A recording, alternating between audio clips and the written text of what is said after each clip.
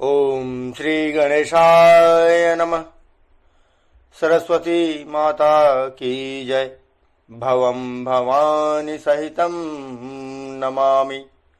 भगवान भवानी शंकर जी की, सिया रामचंद्र जी की उन सब पर कृपा हो जो नित्य प्रति पाठ सुनते और कहते हैं जय सिया राम। सीता और राम जी की छवि को देखकर सभी मंत्रमुग्ध हो गए। जनक जी के वंदीजन उनका कुल परिचय देने लगे। जनक जी की सभा में अनेक राजा तथा अनेक लोग, स्त्री पुरुष, सभी लोग ईश्वर से प्रार्थना करने लगे कि राम सीता का विवाह बिना धनुष तोड़े ही हो जाना चाहिए। अनेक राजाओं ने अपना प्रण त्याग दिया और अनेक राजाओं ने अपना भाग्य परखना चाहा, किंतु वो धनुष को छू भी न सके। कईयों ने छुआ भी तो वे धनुष को तनिक भी डिगा न सके।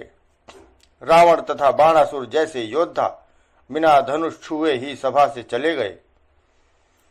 यहाँ तक 77 दिनों में पाठ हुआ। आज 78वां दिन। जय सिया राम। सब पर भवम भवानी की कृपा हो, सिया रामचंद्र जी की कृपा हो। कहु काहि यहु लाभु न भावा, काहु न शंकर चाप चढ़ावा। रहु चढ़ाऊ बतोरब भाई, तिलु भरी भूमि न सके छड़ाई। अब जनि को माखै भटमानी, वीर विहीन मही मैं जानी।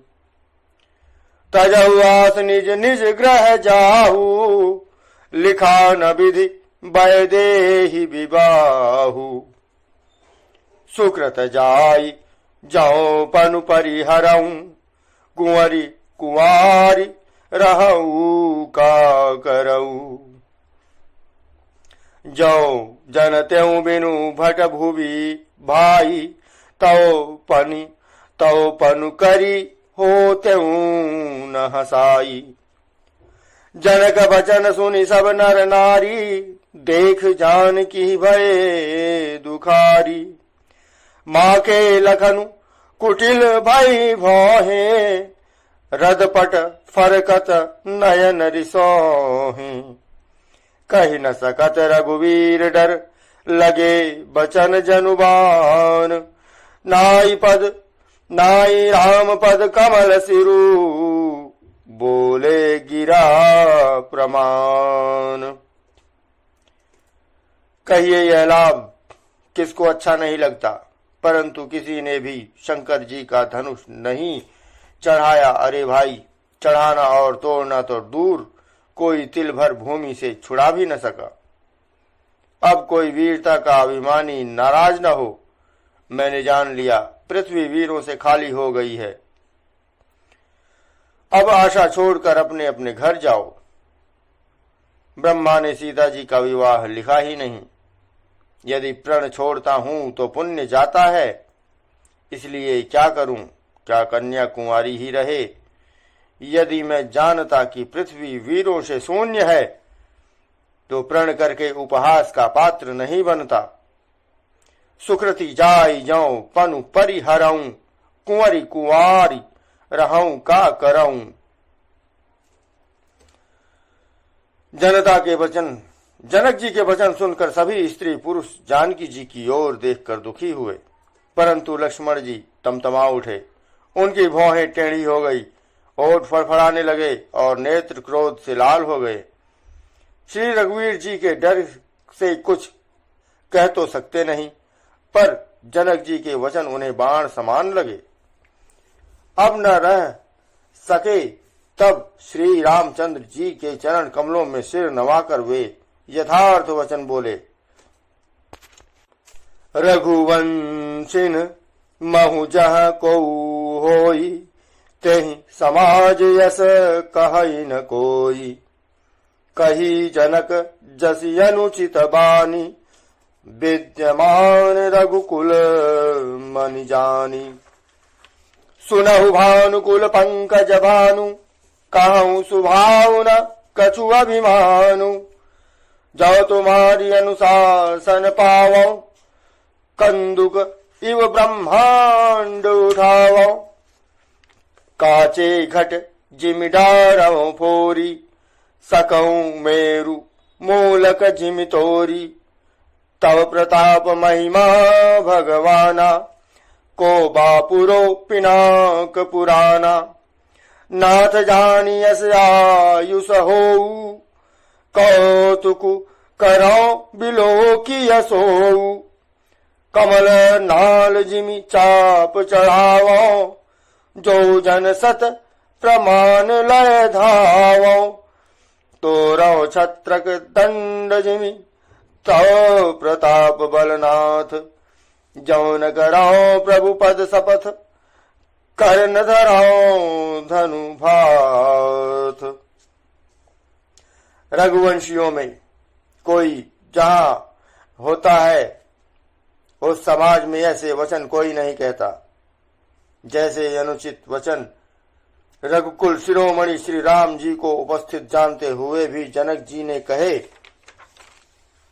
हे सूर्य कुल रूपी कमल के सूर्य, सुनिए, मैं स्वभाव से ही कहता हूं, कुछ अभिमान करके नहीं। यदि आपकी आज्ञा हो तो मैं ब्रह्मांड को गेंद की तरह उठा लूं और उसे कच्चे घड़े की तरह फोड़ डालूं। मैं सुमेरु पर्वत को मूली की तरह तोड़ सकता हूं। हे भगवान, आपके प्रताप की महिमा से यह बेचारा पुराना धनुष कौन सी चीज है? ऐसा जानकर हे नाथ, आज्ञा हो तो कुछ खेल करूं। उसे भी देखिए, धनुष को कमल की डंडी की तरफ चढ़ाकर उसे 100 योजन तक दौड़ा लिए चला जाऊंगा। हे नाथ, आपके प्रताप के बल से धनुष को कुकुर मुत्ते अर्थात बरसाती छाते की तरह तोड़ दूंगा। यदि ऐसा न कर सकूं तो प्रभु के चरणों की शपथ लेता हूं, फिर मैं धनुष और तरकस को कभी हाथ भी नहीं लगाऊंगा। लखन सकोप बचन जे बोले, डगमगाहि मही दिग्गज डोले। सकल लोग सब भूप डेराने, सियहि हरषु जन कुपहि सकुचाने। गुरु रघुपति सब मुनि मन माही, मुदित भये पुनि पुनि पुल काही। सयनहि रघुपति लखनु नेवारे, प्रेम समेत निकट बैठारे। विश्वामित्र समय शुभ जानी, बोले अति स्नेहमय वाणी। उठहु राम भंजहु भव चापा, मेटहु तात जनक परितापा।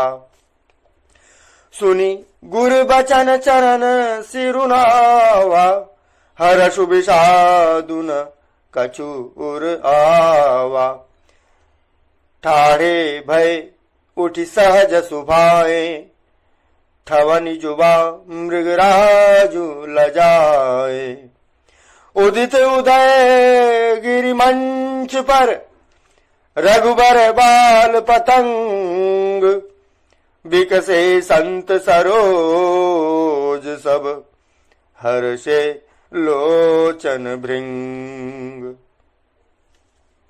हे नाथ, आपके प्रताप से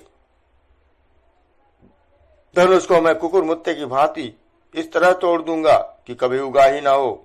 जो ही लक्ष्मण जी क्रोध भरे वचन बोलते हैं कि पृथ्वी डगमगाने लगी और दिशाओं के हाथी कांप गए।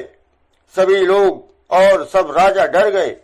सीता जी के हृदय में हर्ष हुआ और जनक जी सकुचा गए। गुरु विश्वामित्र जी, श्री रघुनाथ जी और सब मुनि मन में प्रसन्न हुए और बार बार पुलकित होने लगे। श्री रामचंद्र जी ने इशारे से लक्ष्मण जी को मना किया और प्रेम सहित अपने पास बैठा लिया। विश्वामित्र जी शुभ समय जानकर अत्यंत प्रेम भरी वाणी बोले, हे राम उठो, शिव जी का धनुष तोड़ो और हे तात जनक जी का संताप मिटाओ। गुरु के वचन सुनकर श्री राम जी ने चरणों में सिर नवाया। उनके मन में न हर्ष हुआ न विषाद, और वे अपनी एड़ खड़े होने की शान से जवान सिंह को भी लजाते हुए सहज स्वभाव से ही उठ खड़े हुए।